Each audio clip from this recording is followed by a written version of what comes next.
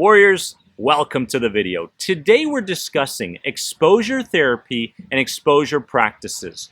People have been asking me, Dennis, my therapist, my counselor, my coach, is trying to get me to expose myself to the very thing that I'm trying to run away from, that is causing me the bodily sensations and the curiosity and the constant what-if ways of thinking. Dennis, please point me in the right direction of doing this correctly. Why? Because if you do not do it correctly, there's a good chance that your anxiety levels will rise around that environment, around that time of day, around that person, no matter what it is. So there is a very bad way to go about your exposure practices, and there's a good way. I'm going to show you the good way.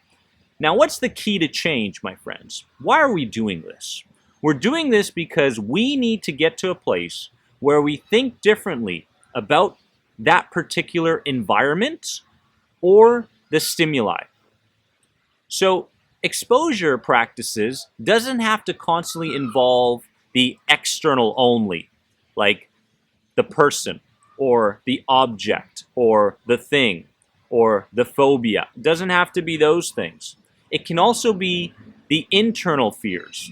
With health anxiety, we're always sensitized to different feelings that show up in our bodies, or ones that are constant, such as globus hystericus, the lump in the throat feeling, or a headache that won't go away, or a heart rate that just continues to beat hard. We become curious and highly sensitized to these feelings. So exposure practices doesn't have to involve just the external. They can also involve the internal, my friends. It's not so much the event or the moment that fills you with this much fear, though. It's the story that you keep telling yourself based around that feeling or that event or that situation. It's the way you've molded and constructed the story. We want to get to a place where the story is different. Because if the story based around the fear changes, your emotional reaction will change. Your thinking patterns will change. Therefore, your actions will change, my friends. Okay? But in order for this to happen, it's very, very important that you set aside time for change. Not enough people today, in today's world, set enough time for their change work. They don't allocate any time for change work. Sometimes I do sessions with people and I'll give them a questionnaire and I'll ask them, how much time do you set aside for change? And they go, well, 15 to 20 minutes here and there, a little meditation here, or, a little exposure stuff here. And I can tell that nothing is specific. It's not targeted. They're not spending a certain amount of time daily on change. And that's a problem. Now, with exposure, my friends, there is two ways we can go about it. One is flooding, where you flood yourself with the very thing that causes you the fear. You just step right into it, and you spend enough time in that arena, with that object, with that bodily sensation, in order to get bored enough to view it differently. Then there's systematic desensitization, where you kind of build up a hierarchy, a ladder of fears, and one by one, you begin exposing yourself to get to that level 10, that great Goliath that is ruining your life. So there's two different ways. Now, when it comes to exposure, the key to successes, there's basically two of them. The first key to success is you've got to do it repeatedly. You can't just expose yourself to that very thing, jump into that cold lake of water, sprint out back to shore, and say, did it work? It's not going to work. You got to expose yourself repeatedly to the thing that you're scared of in order for you to become desensitized from it. The second thing is, as you expose yourself a number of times, you must make sure that the time in between isn't too far apart. So you can't expose yourself one day and then a month later say, hey, I'll try this again. No, no, no. There's got to be a day here, and then a day later, and then 2 days later, and then another day after. It's got to be consistent, okay? So those are the keys to making exposure work. Now, you could fall into a massive trap with exposure practices. I've been there.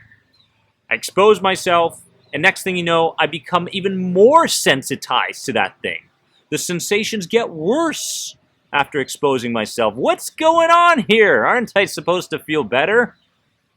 The truth is that twofold.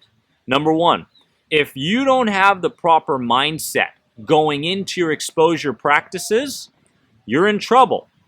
Because now you're leaving your hopes and faith in the hands of your pre-programmed ways of being. And whatever has been consistent and familiar in the past will most likely show up again as you expose yourself. So it's a massive risk if you don't have the proper mindset, which is the opposite mindset of the ways things have been.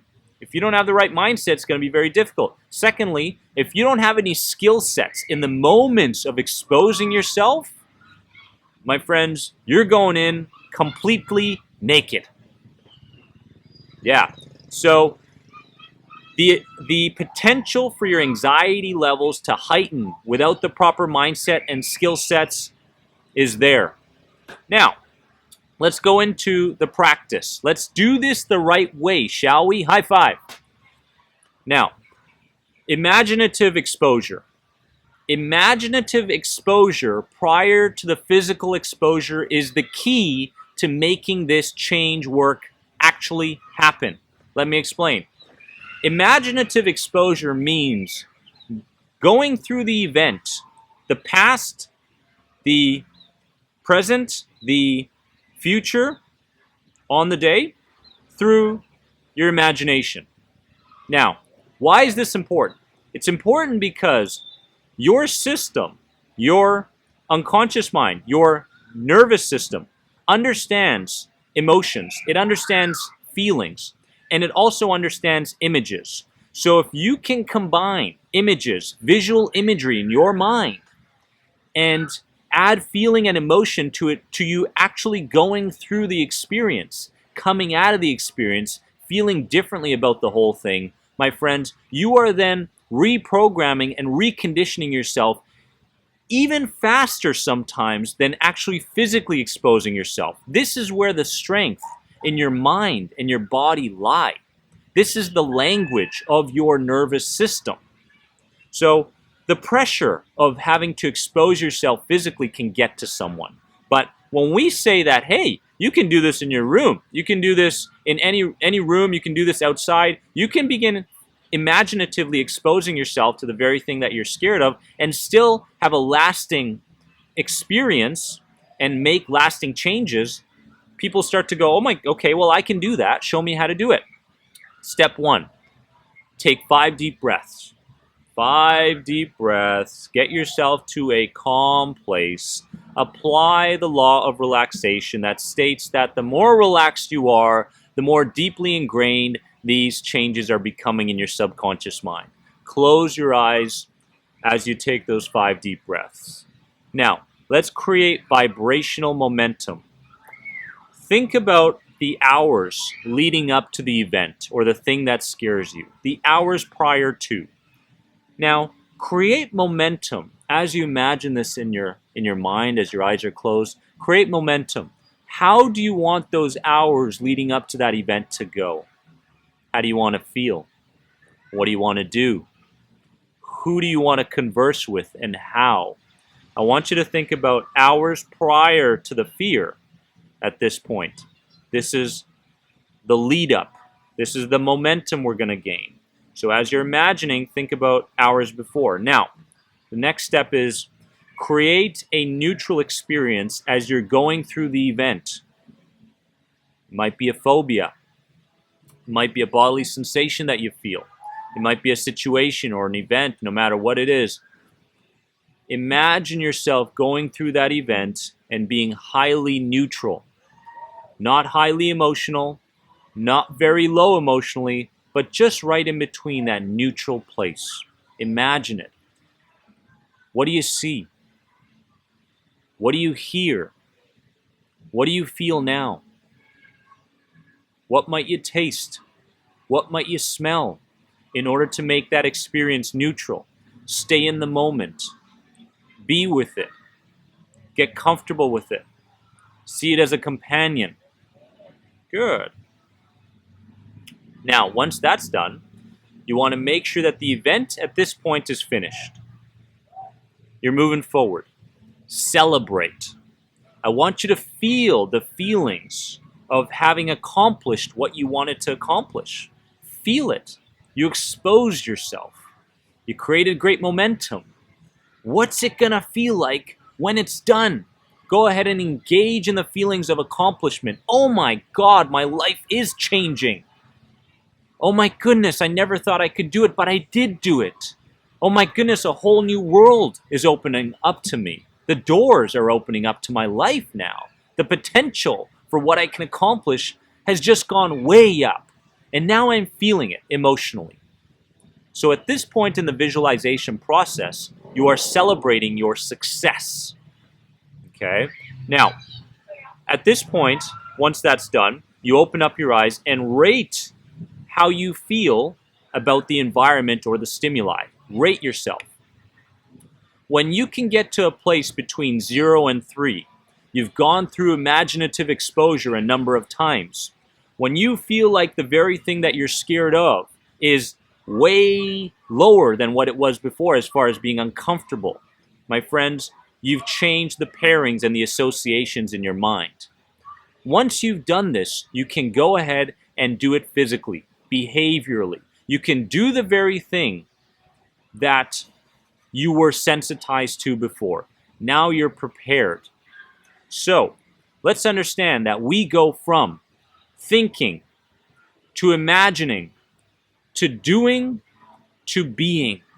This is the process, my friends. It's not thinking to being. Too many people on this planet think that, oh, I'm just going to think differently and I'm going to change my entire identity. No, no, no. The right way to do this is to make sure that you go from thinking, imagining, to doing, to being. This is the process. This is what I'd like you guys to practice prior to exposing yourself physically about the very thing that you're sensitized towards. My friends, I love you so much. You are more than anxiety. Comment below, let me know what you think, and I'll see you in the next video.